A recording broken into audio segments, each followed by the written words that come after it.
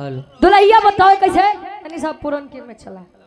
कवि जी लिखते हैं अरे वाह जब से तू चैनल चलावे लगे तब से चलने लगावे लागे अब दुल्ही कहे कैसे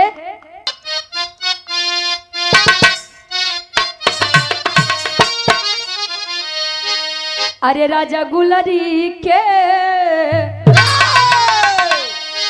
अरे राजा गुलरी के फूल होई गए राजा गुलरी के राजा गुलरी के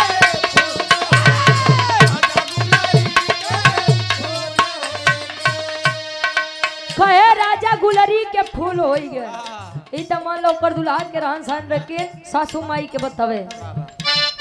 सास होई गे कुर्सी ननद होई गे टेवा ननद होई गे टेवा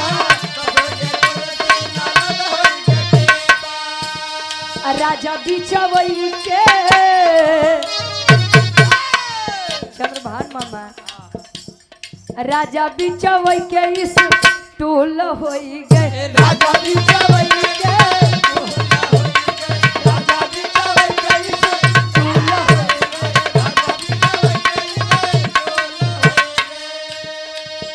होई गे कुर्सी ननद होई गे टेबल राजा बिछोई के स्टूल होई गे जान लो अगर ये तीनों चीज मिल जाओ तो जान बैठे में जितना आराम होता वैसे अगर ससुराल में सास और ननद माने लगे जान लो ससुराल स्वर्ग हो जाता कहो गुरु जी मान लाई हमरे चाची कहो गुरु जी वो अपने जेठानी से हमरे बड़की माई से कहा कैसे सास होई गे गोली ननद होई गे पुड़िया ननद होई गे पुड़िया सास होई गे गोली ननद होई गे पुड़िया सास होई गे गोली ननद होई गे पुड़िया राजा बिचवई के राजा बिचवई के फूल होई गे राजा बिचवई के फूल होई गे राजा बिचवई के फूल सास होई गे पुड़िया सास होई गे गोली ननद होई गे पुड़िया कौन वाली गोली पियर की गोली अगर मिल जाओ गुरुजी लुमो फैन कैसे सास होई गे चौका ननद होई गे बेलना होई गे चौका ननद होई गे बेलना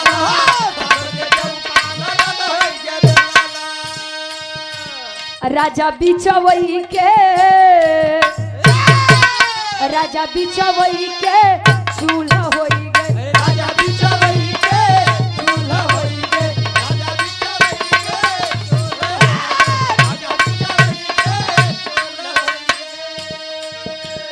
पिया गुलरी के फूल होई गे पिया गुलरी के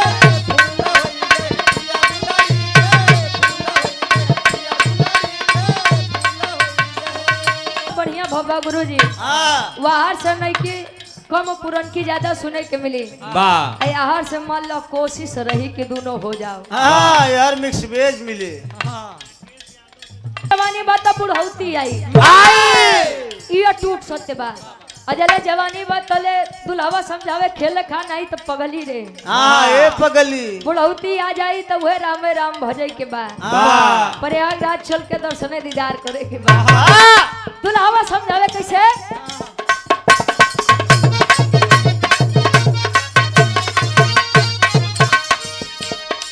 नया नया जबले बाटे जवान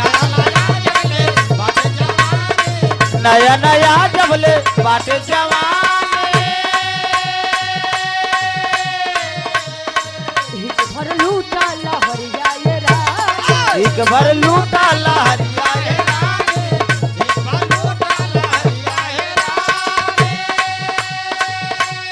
नया नया जबले बाटे जवान एक भर लूटा लहरिया ये रात चलो दुल्ही समझावे अपने सैया जी के अरे भैया समझावे कैसे दिन रात खोलत पहिरत दिन रात खोलत पहिरत साड़ी मन मोरा आगी धइल बा दिन रात खोलत पहिरत साड़ी मन मोरा आगी धइल बा ए राजा जी खोसत पले कमर में दागी भाईल बा ए राजा जी खोसत पले कमर में दागी भाईल बा ए राजा जी खोसत पले कमर में दागी भाईल बा।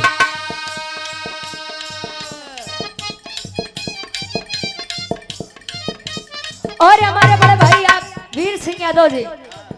ये भाई के द्वारा सुंदर माला 100 रुपया बहुत बहुत धन्यवाद। हमारे गुरु जी के आप सुपुत्र है रे बात वीर ढाबा जगतपुर और भोजपुरी के बहुत ही अच्छे कलाकार हैं सिंगर हैं। माई भगवती करें कि आपके कलाकारी में 4 चांद लगो भैया। और आप वीर ढाबा के मलिकार साहब आहिरे बेईमानावा ले जाला गवानवा आहिरे बाए मानवा ले जाला गवानवा आहिरे बाए मानवा ले जाला गवानवा आहिरे बेईमानावा ले जाला गवानवा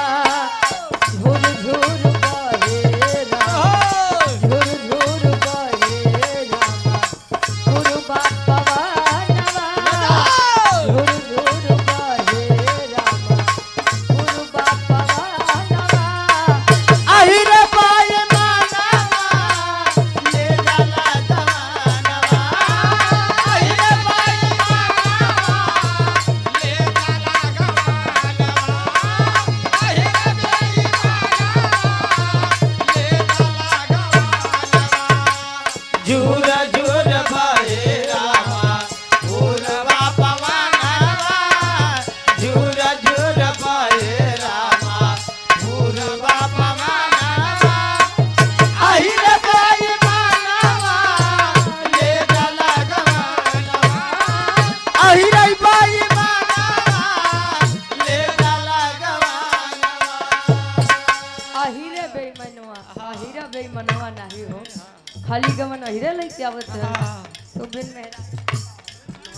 और एक कोरस के बड़े ही अच्छे कलाकार हमारे बड़े गुड़बा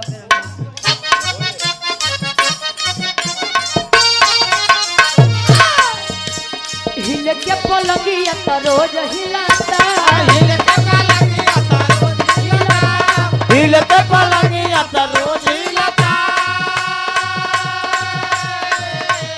बाकी उ भतार में न मजा काहे रे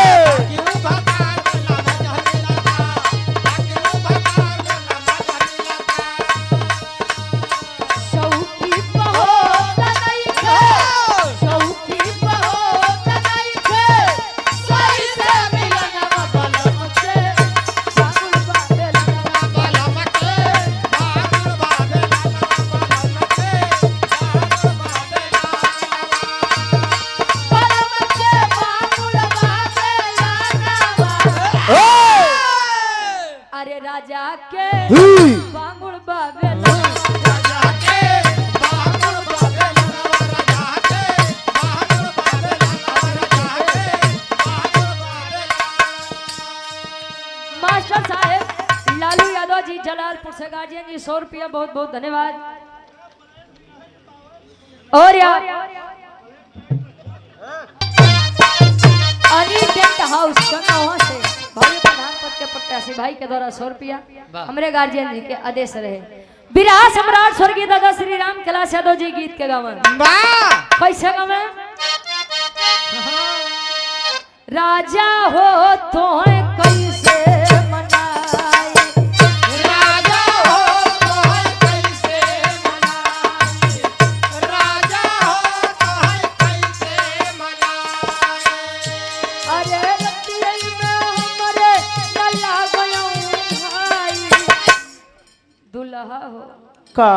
हो अरे बा हो ये केतनो दाढ़ी मोछा रखा लो गुरुजी वो खातिर सबको दुल्हने यहाँ दुल्हन सबका पिया एक कवन वाली पिया 150 वाली पिया का मतलब परमेश्वर। और सुनील चौरसिया हमारे गार्जियन जी विराज के बड़े अच्छे कलाकार आपके द्वारा ही पुनः 20 रुपया। और आप सर्वेश गुप्ता जी चंदो वहां से 51 रुपया। क्या कहना अरे रतिया में हमरे नल्ला गयो भाई अरे रतिया में हमरे नल्ला गयो भाई दुल्हा हो तो कैसे मनाई दुल्हा हो तो कैसे मनाई दुल्हा हो तो कैसे मनाई अरे रतिया में हमरे नल्ला गयो भाई रतिया में हमरे नल्ला गयो भाई दुल्हा हो तो कैसे मनाई दुल्हा हो तो कैसे मनाई कहे रतिया में हमरे नल्ला गयो भाई और राजा हो तो कैसे मनाई बीता बल पनवा तयाई गे जवानी बीता बल पनवा तयाई गे जवानी बीता बल पनवा तयाई गे जवानी। और यार सम्मानित हृदय के गार्जियन आप डॉक्टर संतोष वर्मा जी भेड़ुआ 100 प्रयागराज से 100 रुपया बहुत बहुत धन्यवाद। आशीर्वाद के चारे के मुझे अपनी कला में कामयाब रहे। और यार और पुनः हृदय के गार्जियन जी आपको अध्यक्ष श्री जयराम पहलवान जी हमारे गार्जियन जी बाबू के द्वारा 100 रुपया बहुत बहुत धन्यवाद। अमित कुमार ढोलक के बड़े ही अच्छे वादक हैं। बालकांत यादव हमारे गार्जियन जी के साथ आप संगत रहते हैं 51 रुपया बहुत बहुत धन्यवाद। हाँ हाँ सुधीर भैया गिराए दो कोनो दिक्कत नहीं बा बीता बल पनवा तयाई गे जवानी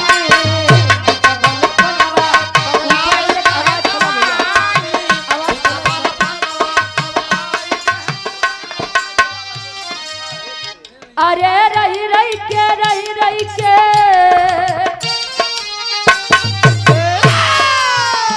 अरे रही रही के सरिया अरे रही रही के सरिया रजऊ हो तो कैसे मनाई रजऊ हो तो कैसे मनाई रजऊ हो तो कैसे अरे रही रही के कटिया पे आवलंगाई रही के कटिया पे आवलंगाई रजऊ हो तो कैसे मनाई रजऊ हो तो कैसे। और आप न दे ताजा न दे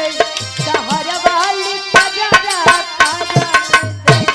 शहर वाली ताजा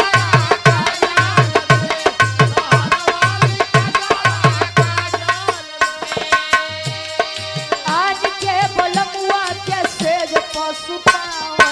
आज के बलमुआ के सेज पशु पावे आज के बलमुआ के सेज पशु पावे।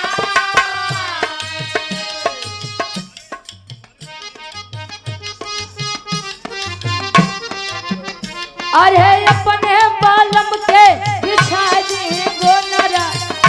अरे अपने बालम के बिछा दी गोनरा ताजा न दे शहर वाली ताजा ताजा न दे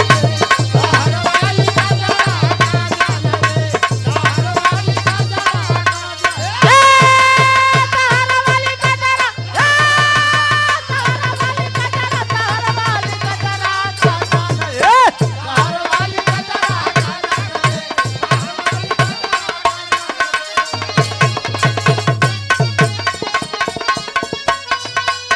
और आप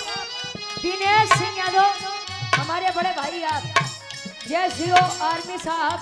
हमारे गार्जियन जी आप अवधेश नारायण यादव जी के बड़े भाई ये आप गार्जियन जी के द्वारा सुंदर माला और 201 रुपए का स्नेह सम्मान बहुत बहुत धन्यवाद। और आप सम्मानित गार्जियन विनय कुमार भास्कर एडवोकेट हाई कोर्ट राजकुमार रंजन प्रत्याशी जिला पंचायत सदस्य प्रत्याशी 700 वार्ड नंबर 2 के साथी झूसी कॉलोनी से 100 रुपया। बहुत बहुत धन्यवाद। जंटू यादव भैया और गामा यादव जी 50-50 रुपए का सम्मान। बहुत बहुत धन्यवाद। हमारे अनिल भाई के पूर्वी के आदेश रहे देख निर्गुणी पूर्वी हो जाओ कैसे।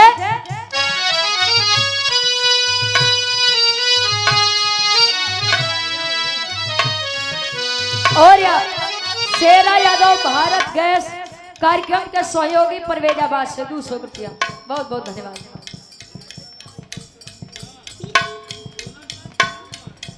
और हृदय के गार्जियन जी जो कि आप परिचय के मोहताज नहीं है, सम्मानित आप श्री राजकुमार रंजन जी,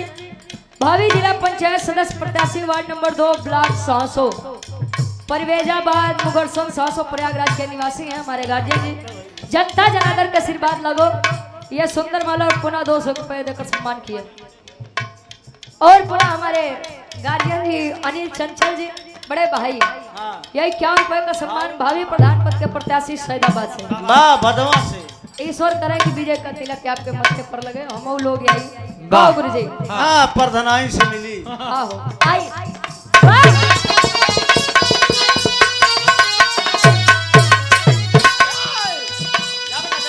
अब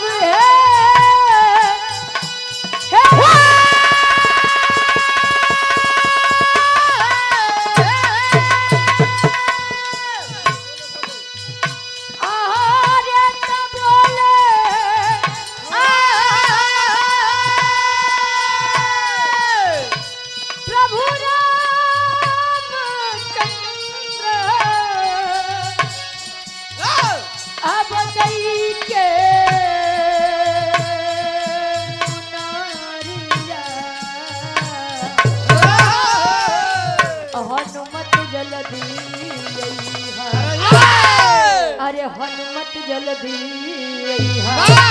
अरे तलई के मोरा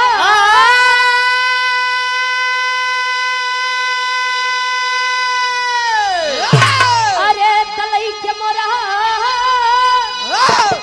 अब सिया के खबरिया हनुमत जल्दी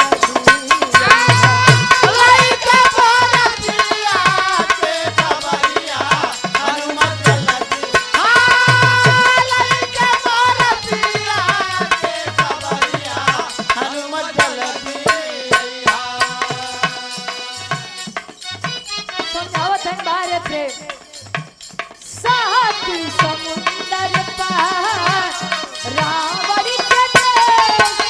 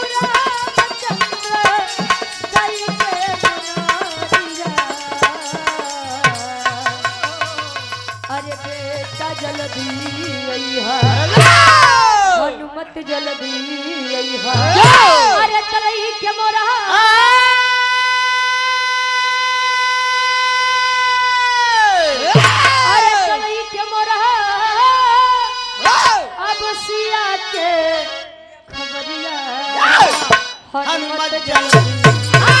लइका मोर पिया के कबरिया हनुमत जल्दी लइका मोर पिया के कबरिया हनुमत जल्दी लइका मोर पिया के कबरिया हनुमत जल्दी लइका मोर पिया के कबरिया हनुमत जल्दी आई के वंदना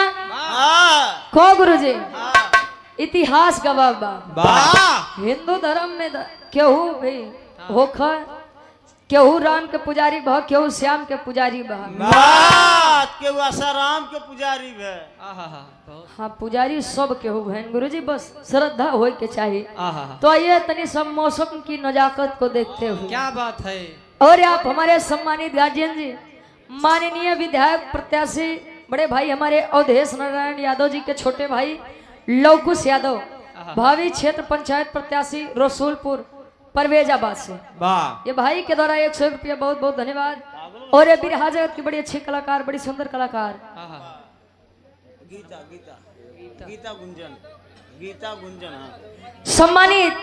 नीता गुंजन जी हमारी बड़ी बहन गीता गुंजन अच्छा गीता गुंजन जी हमारी बड़ी बहन नैनी की आपके द्वारा ये सुंदर माला और ढेर सारा महापुरस्कार बहुत बहुत धन्यवाद। चरणों में कोट कोट नमन। अरविंद यादव और शिवम यादव संतोष यादव क्या बात 20 रुपया भैया बहुत बहुत धन्यवाद। वाह आए हे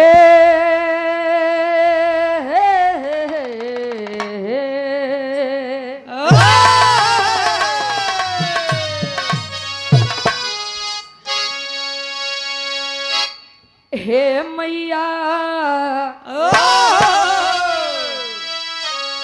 अरे पैया पड़ू खयबता सुना गोहा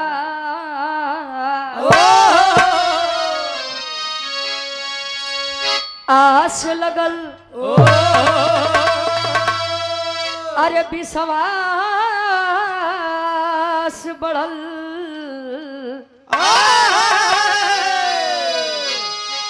अब ले तू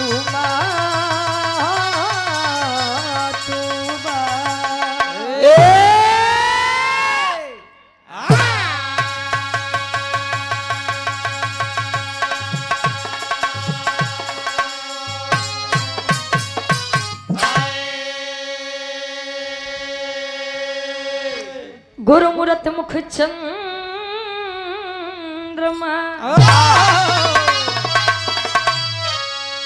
अज सेवक नैन चको बार बार अरे निरखते रहो अब सिर गुरु चरणन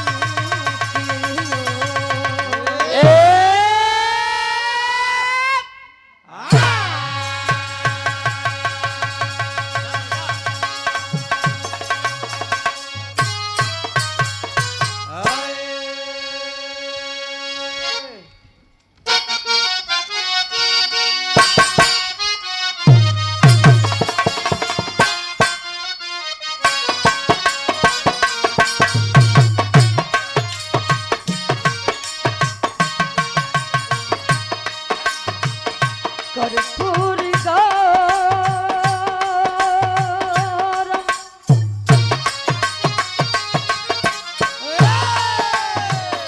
कर्पूर गौरम करुणावतारम संसार सारम भुजगेन्द्रहारम